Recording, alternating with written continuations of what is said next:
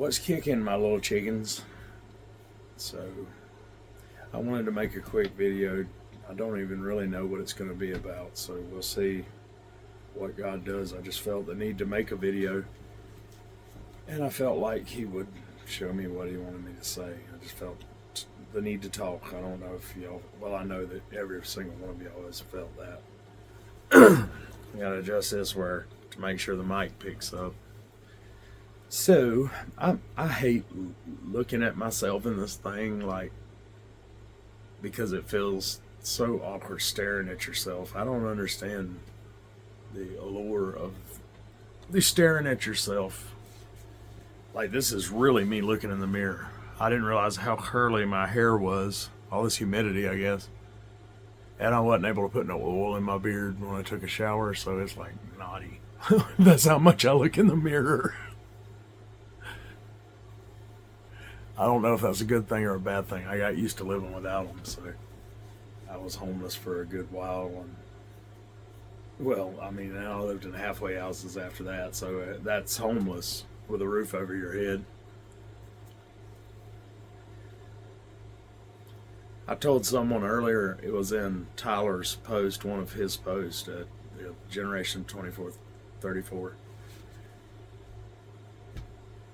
My path of my sanctification, if a church Christian was looking at it, to them, they wouldn't see it as Christian. They wouldn't even see my day-to-day life as Christian. I remember preachers saying, if someone sees you, can they see in your life your relationship with Jesus?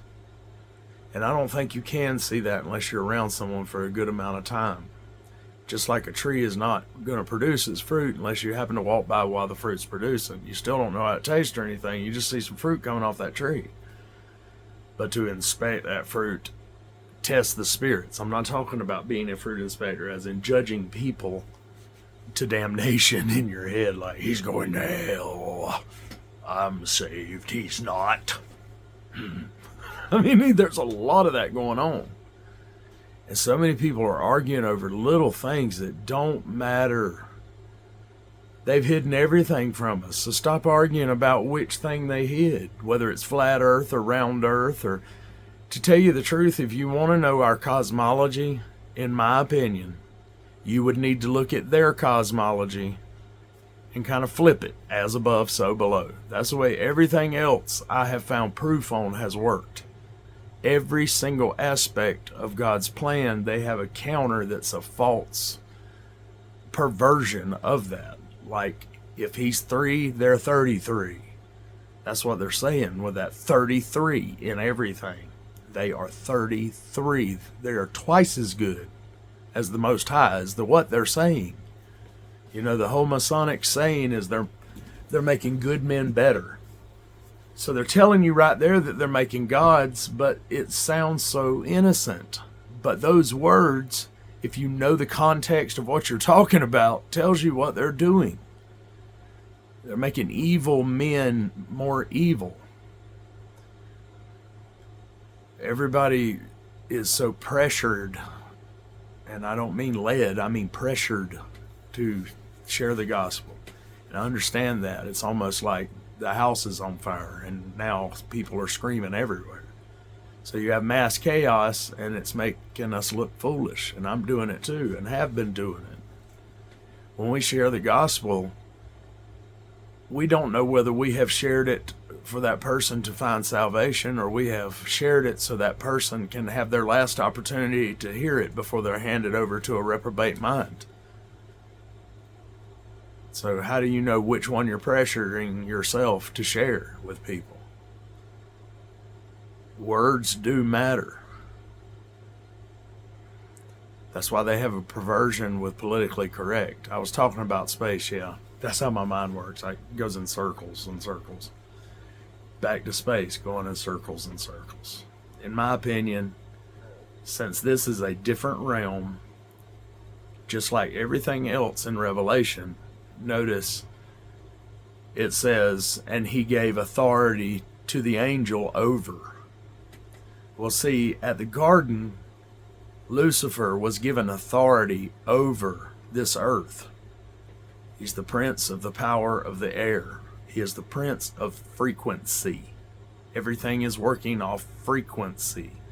When God spoke this into existence, it was frequency. That's what's reverberating. That's what's making everything we see, feel, smell, touch, that makes us. So physically you can explain all that, but our consciousness is a whole different thing.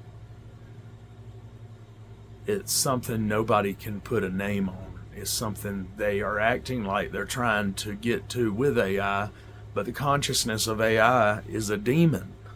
It's already there. It's a Nephilim spirit. It is an alien. That's why they tell you that a quantum computer, when you see it, makes you feel like you're worshiping at the altar of an alien god. The guy who invented the quantum computer, the D-Wave quantum computer, said that, Geordie Rose. Or Gordy, some people say Gordy. It's spelled like Gordy, but I say Geordie, because that's how I've heard him pronounce it, but that's neither here nor there. So you can think, they say the sun is the center of the universe, for the most part, center of our galaxies, let's say, and everything's revolving around that. But you have to remember that these people worship the sun god. Of course, they're going to put the sun at the center of the universe. But in my opinion, that's twisted, and God's actual creation is at the center of that universe. This physical plane is the center of the universe. If everything's working off electromagnetism and frequency, people that understand electronics and microwaves and electricity in general can get an understanding of this. If they look, it's pretty simple to understand how they're doing this. People are scared, I think, to get into it because of the words like a scalar wave or something like that. These people have made things sound scary. For instance, the Devil Comet is supposed to be an ice volcano. That don't make sense at all. Nowhere in anything can you tell me that there is a volcano in space on a meteor that is shooting ice from it. What's the lava like? Chilled water? I don't understand what... It don't make sense, people. Think about it. If we're the center of the universe and the sun is the opposite energy, whether one's positive, one's negative is what I'm saying. In electromagnetism, that's how it works. Just like if you take two magnets and push them together, you got that resistance and it pushes them apart, or you can turn one around, and that's because opposites attract. It's the same concept as people talking about getting grounded.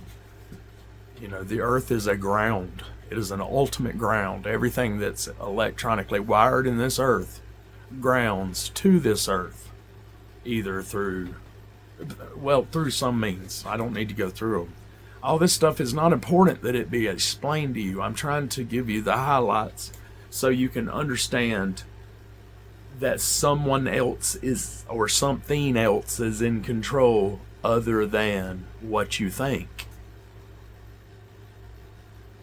It's not important that you see that, whether you're following the storyline that is playing out across the televisions and the internet, or you follow the storyline that's playing out when you dig behind it, or whether you find something even deeper than that. I believe everything with God goes as deep as you can go. It'll go just deeper and deeper and deeper and deeper till it's exhausting, and then you get to the point to where your prayers, my prayers, have changed.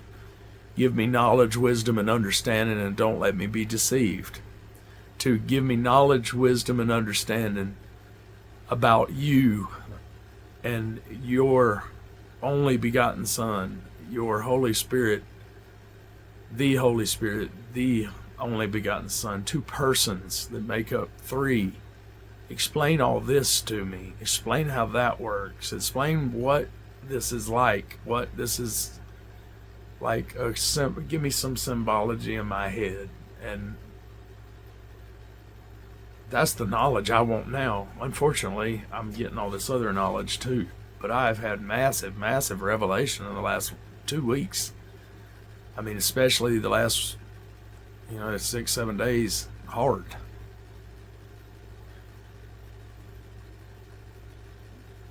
And it was revelation of all this stuff I already knew, but I didn't realize that I only had a deep intellectual knowledge of it. Like, it hadn't really connected my head and my heart that these things are obvious to everybody else, and I'm overlooking them, looking for the deeper meaning.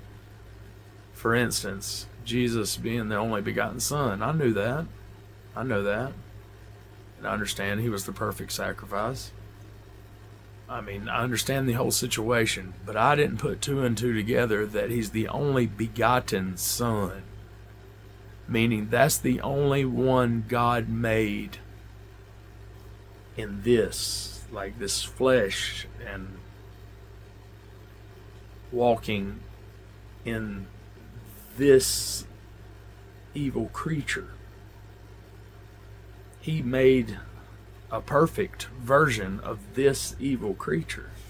He used everything that was in this evil creature to make the perfect, sinless, opposite, polar opposite of what Satan is doing to people and what you are naturally. So, that led me to the understanding that we truly are born in the flesh, children of Satan. I think that the reason I was praying about understanding about this, and the understanding that I've been getting is, the question is, why do church Christians not see me and some of you as believers? And they can spout all day long, well, y'all don't do this, and y'all don't do this, and y'all don't do this.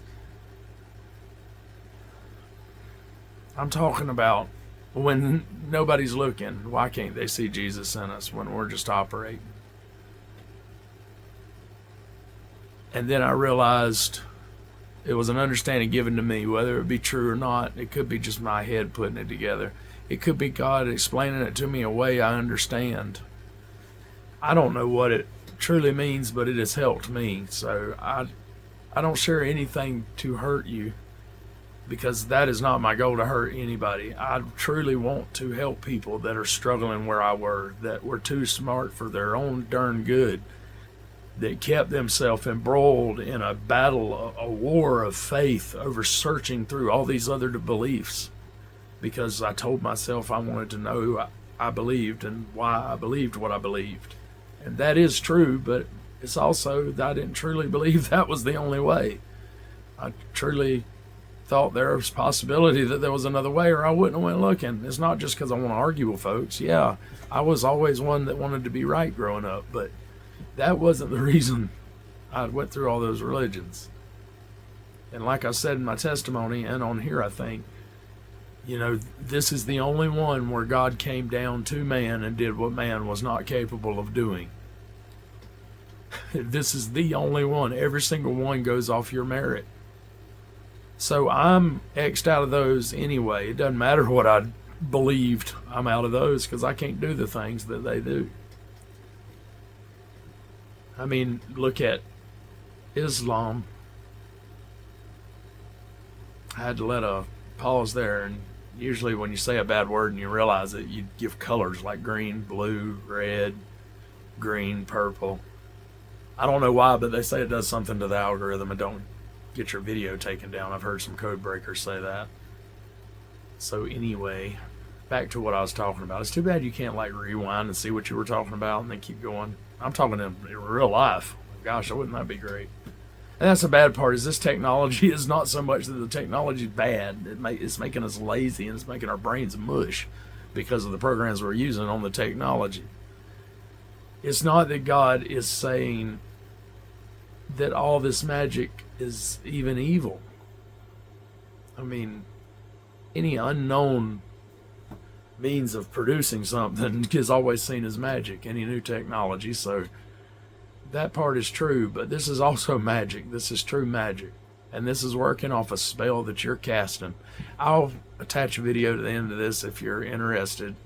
I was thinking about it earlier, the lyrics to the song Hook by Blues Traveler. Old 90s song that everybody my age, you get back to it. I've never met anyone that didn't like the song.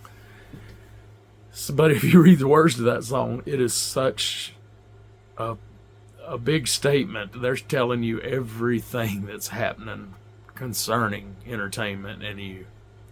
Because unfortunately, we have Christian entertainment, we have end times entertainment, we have prepping entertainment, Canadian prepper, who never talks about Canadians, only Americans. He yesterday done a video I thought was pretty funny. He's mounted up on a motorcycle with his cell phone, like he's doing a video of himself.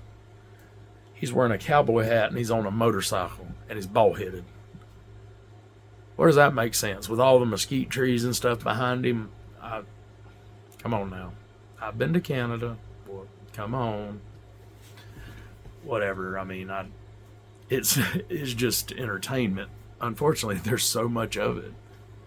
Like, there's a bunch of Alex Jones out there, and they make people like you and me look bad because they hear us say something they perceive as crazy because they don't know the capabilities that these fellows have given to them by the fallen ones. I think they've probably tried this over and over and over again, practicing to get to this point. I don't believe any of our history is really true, except for what's in the Bible. I believe everything else is perverted that we get.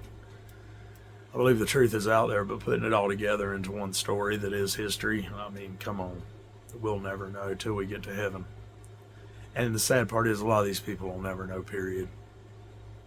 They're just going to go to the judgment and not even know what hit them, not even know what happened, or who done it to them, except for watching people get judged.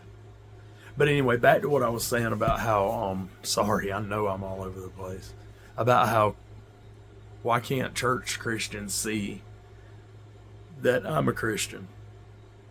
And it's not that that bothers me, but it makes me wonder, I do wonder, because I can see genuine church believers, their hearts, and I can see, the Pharisees as well.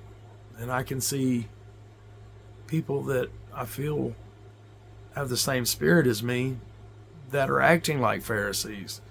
Look, we know that that's possible. Look at Nicodemus. And Joseph of Arimathea was a Pharisee as well. So, those things that I've always kind of disliked about myself concerning my rebelliousness. I'm rebellious to any kind of authority.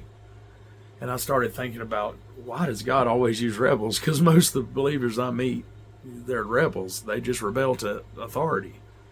You got to give them a good reason.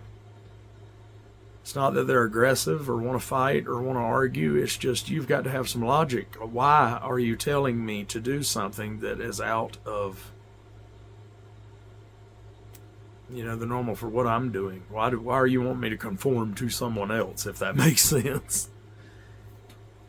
And when they talk about Lucifer being the most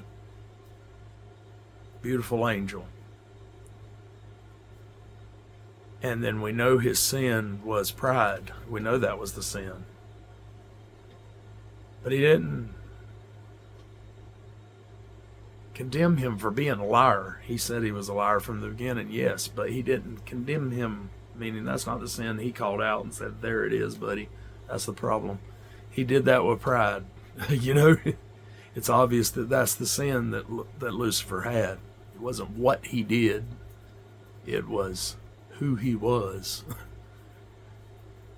So, if he was beautiful to God and he was rebellious, he had all the quirks, whatever they may be, whatever you can think of. I think the reason they can't see us, and we have such a hard time seeing them till we get to talking, is because we're seeing Lucifer and each other. This flesh is all we can see of each other. We change slowly like a plant grows after a seed dies. So people can't see it unless they're there watching the plant grow. They can come back and see the plant's a sunflower, but they don't know what the seeds taste like. But people that have been there have been eating those seeds for a while now, and they know exactly what to expect from those seeds. They know the fruit. If that makes sense. Because we have a split inside. It's like there's two totally opposite people living inside. And see, the difference between crazy people and what we're experiencing is crazy people force others to listen to these theories. There's obvious proof that these theories are not true. Those types of things. But the things that I believe or talk about, none of these things have been debunked. It's just because a fact checker said it wasn't true doesn't mean it ain't true. In fact, it probably means it is true. Probably some confirmation out there. Keep digging. I went for the longest time on Facebook just blocking fact checkers. Every day I just block like 200 fact checkers. I used to have a really big Facebook channel, and I was trying my hardest to keep it because I thought I had a part in this. I had a reach and I needed to do something, and that is so arrogant. It really is. I didn't need to do anything. God doesn't need me for anything. He chooses to include me in whatever He has set for me, but He doesn't need me in any way. There's no need I can meet of His. I mean, think about it. What does He need my help on? It's like letting your toddler help you. You know, it's just a baby. It wants to help. It's kind of the same little deal. But yeah, I think that's the spiritual battle is right between your ears. I mean, they tell you with the book they wrote with the false prophet lady, the wolf, I can't remember her name, but battlefield of the mind. Because that's where they keep you, is a battlefield of the mind. Did you know the brain is made up of one of the layers of your skin? It's the same stuff. You can fold it out into a big, like almost a square with like rounded edges, kinda, if that makes sense. So even the thing that causes us the most problems is made of skin, our flesh. But yeah, if you keep in a spiritual area of your brain, did you know that, like I stayed sober a long time just doing that, trying my hardest, because the animal part of the brain and the spiritual part of the brain, or actually the thinking part of the brain, period, can't work at the same time. You're not going to have instinct and effort, all, if that makes sense. So if you stay in one, you can't go the other. So that's how I started learning all this really about God and about Jesus and the whole plan and what the Holy Spirit is and how it's working and how it's moving and how much more powerful it is than what I was given with these hypocrites saying slayed in the spirit and talking in tongues. They want to show you the power of God in them. God is trying to show you the power of God in you. And that doesn't make you a god. That is a place marker. That is a marking as you're a possession. You belong to Him. Another thing I thought of that gave us some relief is we've been worried about our son going in to the military. He's joining the National Guard. Won't listen to anything that's said about what's going on. In fact, it makes it worse. Y'all know how that goes because we've all been 17.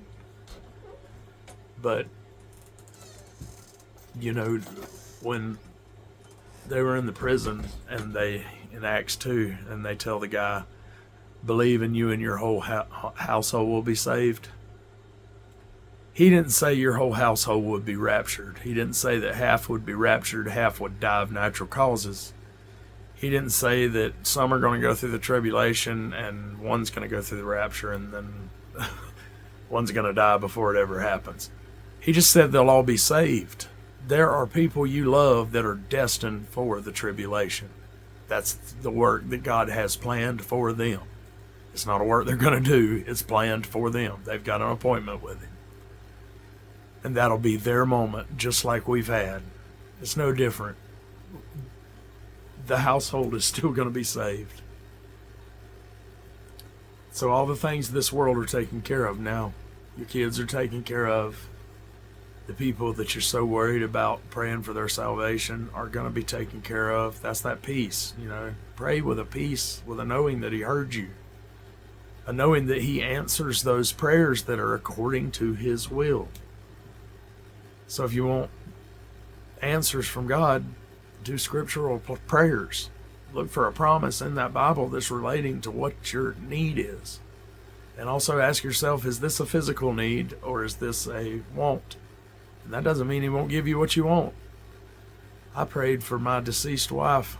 Man, I prayed for her so hard, I told God in a prayer, I know that she's bad for me, but please just let me try. How dumb is that prayer? That's retarded. It's stupid. And I just said that word, so I'm going to get in trouble too. This world is too politically correct for me. I don't want to be in it. I don't want anything else from this world. Man, I'm so tired of it. I'm so ready to go. And all them people saying easy believism or escapism or whatever ism you want to use, you're going to be staying isms. I mean, I don't really care what you call it. But I know my behind is going. How about you? Do you believe the gospel that's in 1 Corinthians 15, 1 through 4? That Christ died on the cross according to the scriptures. He was buried and He rose on the third day according to the scriptures. Do you believe Romans 10, 9 and 10, that if you confess with your mouth, confess, talking, and believe in your heart, you will be saved? Think of the psychological aspect of that. You're confessing with your mouth all day long, and we've all been there where your belief is kind of shaky, but you're saying it, for whatever reason. And then that belief gets in there. There's confess with your mouth, believe with your heart. He is the Christ, He's the Messiah, He's the chosen one, He's the only begotten of the Father, and He is inside of you.